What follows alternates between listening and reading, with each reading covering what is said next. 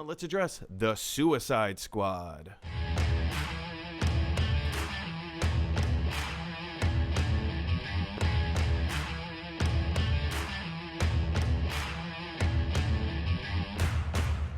Oh, Rob. This was the panel. This was the panel that I was most looking forward to seeing. It has, everything that we love about Marvel. Everything that we love about Marvel can be summed up inside of James Gunn's head, right? Yeah. I'm 100% there with you. And to be able to take his mind and bring it over to DC and pretty much make, Guardians of the Galaxy 2.5 using DC characters, because come on, we all know exactly what the Suicide Squad is.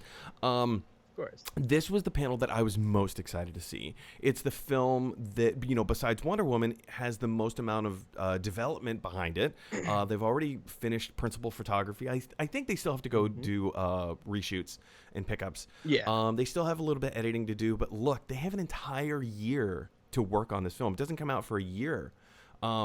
August 2021. So we still have plenty, or they have plenty of time to work on this thing to perfect it, to make it incredible.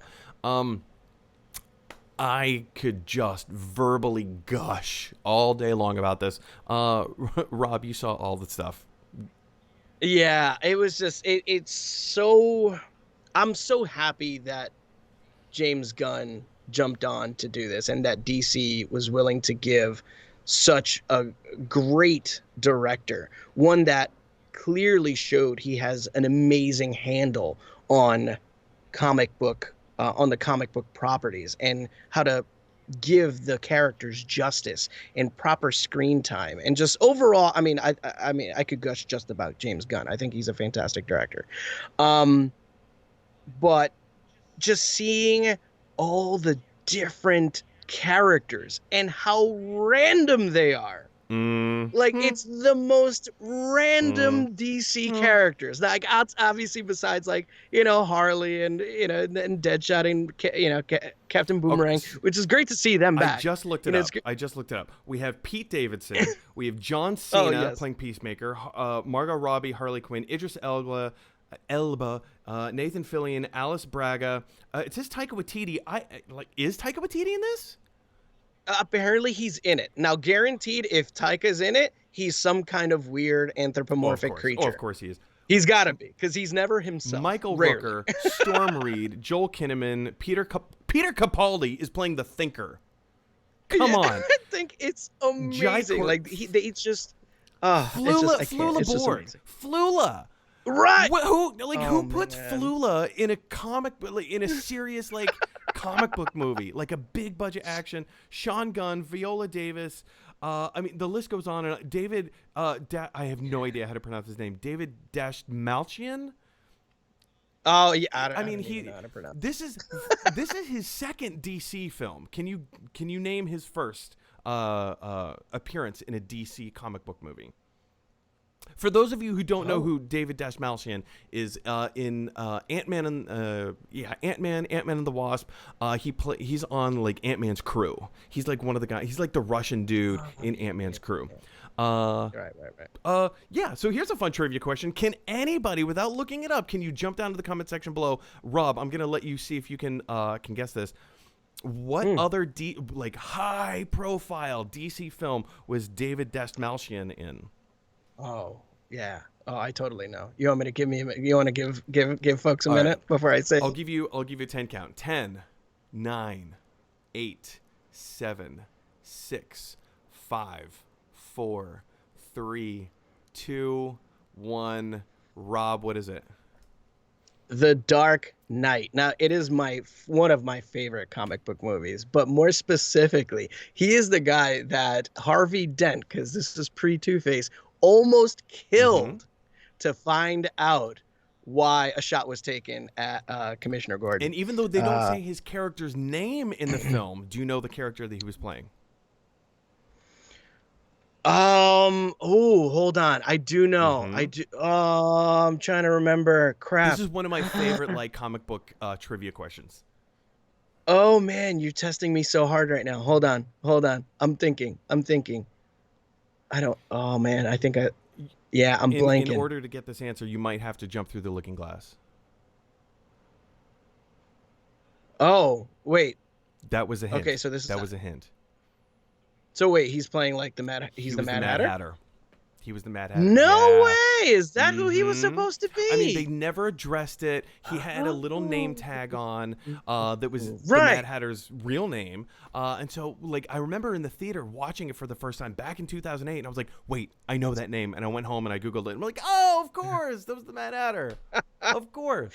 That's cool. That's awesome. Anyway, we could talk about this forever. The Suicide Squad, not to be confused with Suicide Squad, of which my girlfriend and I are currently in the middle of watching right now with all this hullabaloo going on in press and whatever for the Suicide Squad. We're going back to watch the first one. Woof!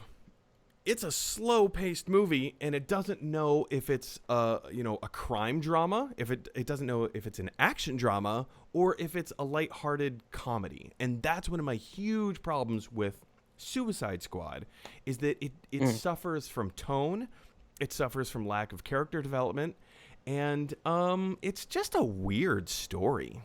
It's, hey, here's a problem, we're gonna put these people together and now go fix it. Okay, bye. Right. That was it. Oh, and the Joker's in it too. Why? I don't know. Screen time. Just cause. 'cause. Yeah, just cause. Yeah. Yeah. It was tough. It was a really tough watch. And it really didn't know what it wanted to be. I mean, ultimately, as it is, just for the main baddie, Sorceress. Ultimately, what was she trying to do? It was just kind of like, I want to end the world, I think. Maybe. Now that we're rewatching it, we still have like another 40 minutes left to watch. It seems to me that she didn't have her heart, and she really, because whoever's in possession of her heart gets to control the sorceress. Enchantress. Enchantress, yeah. There you go. Whoever's in possession of her heart is in control of her. And I think she just wanted possession of her heart back and be in control of herself. And then once she got her heart back, she's like, I am going to screw with everybody. I'm just going to tear this place up. And sorry, but you did me wrong. It was just like, I just didn't like that her lackeys were just like no-faced things. Yeah. And we got to kill these no-faced things or whatever. Yeah. And then, every helicopter apparently blows up in the movie. Well, you can't have a movie. No helicopter has a safe flight. It is called Suicide Squad, Rob. Yeah, apparently. You're right. Good point. A title of which they only bring up once in the movie. They keep referring to themselves as Task Force X.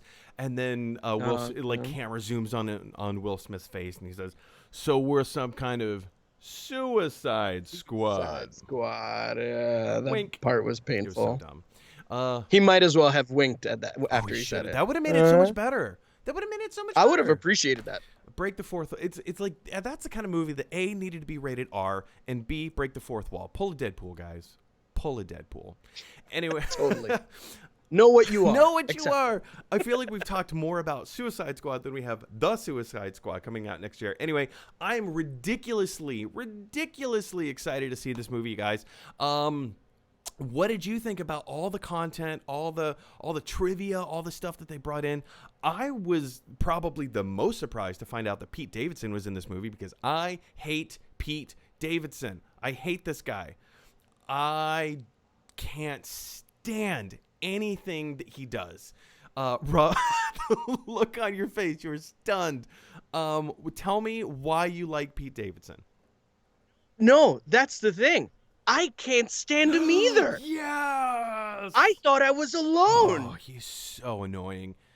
He keeps getting work, and I'm like, why? He's terrible. He is. I hate everything that he stands for. Terrible. He brags that he doesn't work on SNL. The people just give him things to do, so he keeps earning a paycheck on SNL.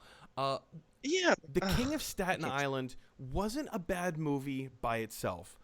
But the reason that movie exists to feed Pete Davidson's ego and give him something to do is the most ridiculous thing. Like, that whole story is to say that, like, you can be sub-average or, like, even below average, and life will still work out for you. Will figure itself out, and you'll be just So stupid. Man, I hate can't everything he stand. stands for. I tried and I tried. I did give him a shot once because I watched him on SNL and I was like, he's not funny. And then I saw him in a couple other things and I was like, he's not entertaining to watch. And then as a person, I'm like, I don't even like you as a person. But I did try to watch one of his next Netflix specials. He had one up. I don't even remember the name of it. And I think I saw 15 minutes, and even then that may have been generous. Yeah, I got 5 and minutes I was just watching it. Yeah, and I was like, I can't. How did he have an audience? How is this funny? Why is this here? No clue. No clue. I can't stand the guy. So, guys, that was my biggest surprise at or during the Suicide Squad panel. Did you have any big surprises? Jump down to the comment section. Let us know your thoughts. All right, guys. Let's move on. We already talked.